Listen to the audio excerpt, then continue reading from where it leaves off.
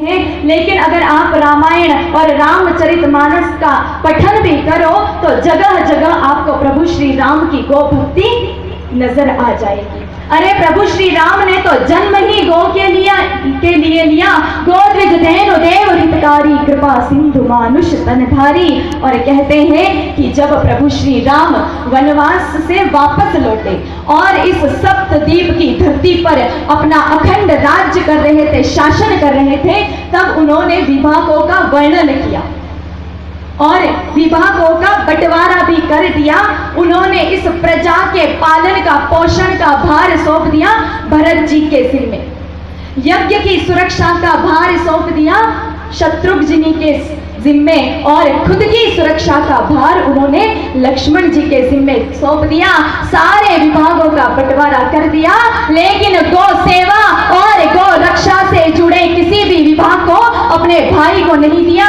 गौ संरक्षण और गौ संवर्धन का विभाग प्रभु श्री राम ने अपने पास ही रखा। और इस बात का प्रमाण सुदर्शन सिंह जी चक्र की पुस्तक शत्रुघ्न कुमार की आत्मकथा से प्राप्त भी होता है। अगर विश्वास ना हो तो आप उस पुस्तक को भी पढ़ सकते हैं। तात्पर्य यह है कि राजा का कर्तव्य है कि वो सारे विभागों का बंटवारा तो कर दे, लेकिन गौ संरक्षण और गौ संवर्धन का विभाग सिर्फ अपने पास में ही रखें। हम भी गौ माता से प्रार्थना करते हैं कि हमारे भारत में भी कभी ऐसा दिन आए कि सारे बंटवारे तो मंत्रियों के पास हो, लेकिन प्रमुख जो विभाग है गो संवर्धन का, गो संरक्षण का, वो सिर्फ प्रधानमंत्री के जिम्मे ही रहे। ऐसा कानून बनना चाहिए कि जो प्रधानमंत्री बनेगा उसका स्वतंत्र विभाग होगा गो संवर्धन का, गो संरक्षण का। क्योंकि बिना गाय माता की सेवा के और बिना गाय माता की रक्षा के भारतीय समाज की अर्थव्यवस्था किसी हालत में सुधर नहीं सकती है। जिस गाय माता के लिए प्रभु श्री राम पधारे, कृष्ण पधारे, लेकिन उन्हीं गौ माता को आज हम जानवर मान चुके हैं और जानवरों जैसा व्यवहार भी करने लगे चुके। लेकिन ये सिर्फ हमारी सोच है कि गाय माता जानवर है। सत्य इससे कहीं परे है। और याद रखना, इंसान की सोच अनेक हो सकती है, लेकिन सत्य हमेशा एक रहता है। और सत्य यह है कि गाय माता कोई जानवर नहीं, गाय माता तो जान है हमारे हिंदू संस्कृति की।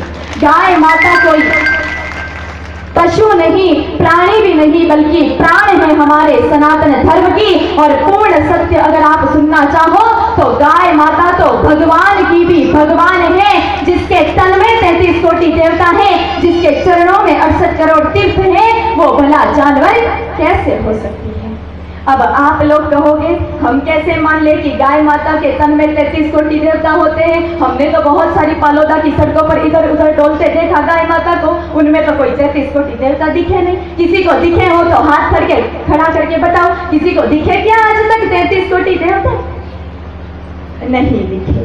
तो इन साधारण चमड़ों की आंखों से तो कभी भगवान दिख भी नहीं सकते। आप सभी भाई बहन मंदिर जाते हो कि नहीं जाते हो? जाते हैं ना। जिंदगी में एक बार तो सब मंदिर गए होंगे। और जब भी कोई व्यक्ति मंदिर जाता है क्या करता है? सबसे पहले सीढ़ियों को प्रणाम करता है, फिर अंदर जाकर घंटी बजाता है, हाथ जोड़कर आंखें बंद करके खड़ा हो जाता है। यही किया ना? आपने भी यही किया होगा। क्यों भाई? जब घर से निकले, समय बर्बाद किया, पैरों को तकलीफ दी और दर्शन करने गए तो आंखें तो खुली रखनी चाहिए थी ना। ये आंखें बंद करने का फॉर्मूला किसने सिखाया? किसी पंडित जी ने ट्रेनिंग दी कि भैया जब आप दर्शन करें तो आंखें बंद करना? किसी पंडित जी ने कहा तो नहीं ना। या फिर किसी मंदिर के दीवार पर लिखा होता है कि कृपया आंख बंद करके दर्शन करें। वैसे तो मंदिर की दीवारों पर बहुत सारी चेतावनियां लिखी हुई होती है कि कृपया शांति बनाए रखें, कृपया जूते चप्पल अंदर लेकर ना आए, नशा करके ना आए। लेकिन किसी भी मंदिर की दीवार पर यह नहीं लिखा होता है कि कृपया आंख बंद करके दर्शन करें। फिर भी प्रत्येक इंसान, चाहे छोटा बच्चा हो या बूढ़े दादा, जब भी मंदिर जाते हैं अपनी आंखें बंद करते हैं। क्यों? कभी विचार किया?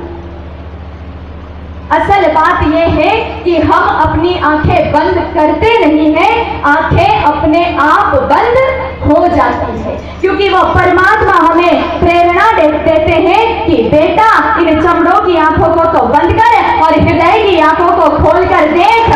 क्योंकि अगर परमात्मा अगर इन चमड़ों की आंखों से देखा ना तो मैं परमात्मा की जगह पत्थर और भगवान की जगह सिर्फ रंग बिरंगा भाटा ही नजर आऊंगा। इसलिए इन चमड़ों की आंखों में इतनी क्षमता नहीं कि इससे भगवान देखे जाए। इससे तो सिर्फ घर बार गाड़ी घोड़े मकान देखे जा सकते हैं। भगवान के दर्शन कभी इन चमड़ों की आंखों से होते नहीं है। इसलिए प्रेरणा देते हैं कि बेटा इन चमड़ों की आंखों को बंद कर और हृदय की आंखों को खोल कर देख, ताकि तू मेरे हरि रूप को जान सके, मेरे परमात्मा रूप को पहचान सके। तो इन दो साधारण चमड़ों की आंखों से कभी भगवान के दर्शन होते नहीं। और आज तक हमने गाय माता को सिर्फ इन दो साधारण चमड़ों की आंखों से ही देखा।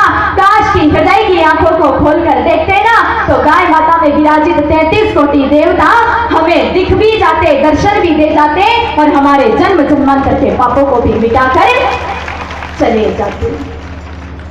तो चमड़ों की आंखों से कभी भगवान दिखते नहीं और आज तक हमने गैया को सिर्फ चमड़ों की आंखों से ही देखा, तो फिर भगवान उनमें जो बैठे हैं वो नजर कैसे आएंगे।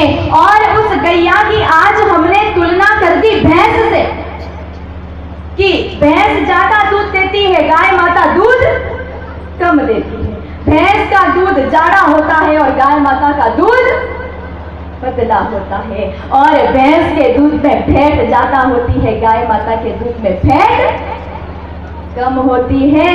अरे पण दादा आणि फैट ना चक्कर में सपना फेटा उतरी क्या?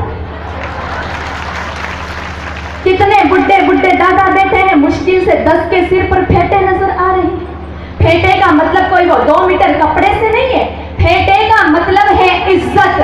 अब आप ही बताओ माताओं, जितनी इज्जत आप पहले इन बुड्ढे दादाओं की करती थी आज करती हो क्या? इन्होंने ही हाथ हिलाकर मना कर दिया कि नहीं करती। और यही बात सत्य है। आप देखना, पहले कोई सकड़ी गली में से एक तरफ से कोई मैया जा रही होती और एक तरफ से कोई बुड्ढे दादा जा रहे होते, तो वो मैया अपनी साड़ी लुगड़ी पकड़कर एक तरफ दीवार के सहारे खड़ी हो जाती थी।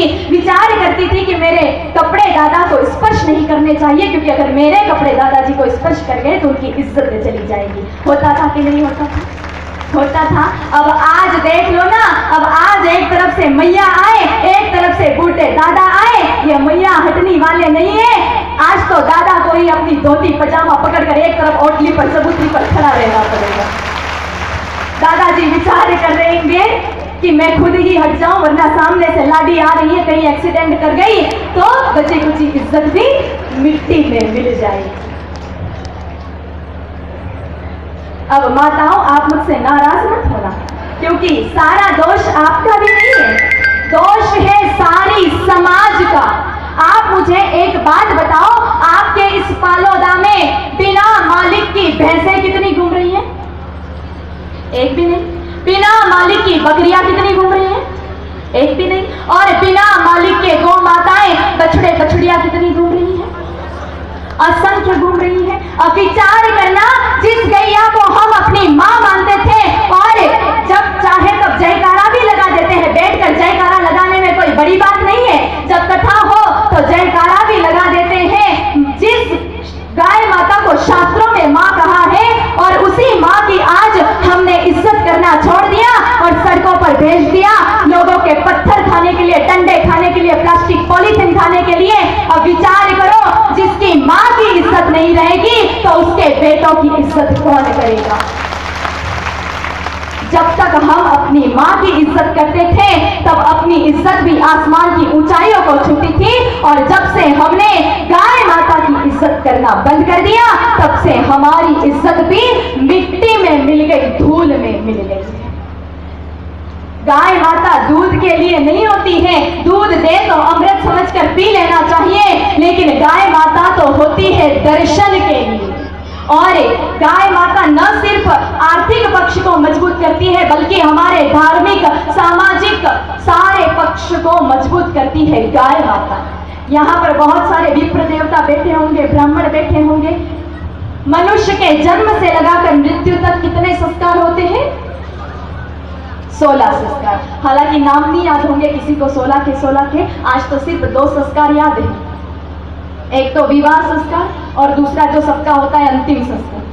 बस इन 2 संस्कारों के अलावा तीसरा संस्कार हमें याद नहीं है। 16 संस्कार होते हैं और शास्त्र कहते हैं कि बिना गाय माता की उपस्थिति के तो 16 में से एक भी संस्कार नहीं हो सकता। 16 संस्कारों में गाय माता की आवश्यकता पड़ती है। देखो 16 तो नहीं, लेकिन समय की मर्यादा को देखते हुए जो मुख्य संस्कार है उसमें गाय माता कैसे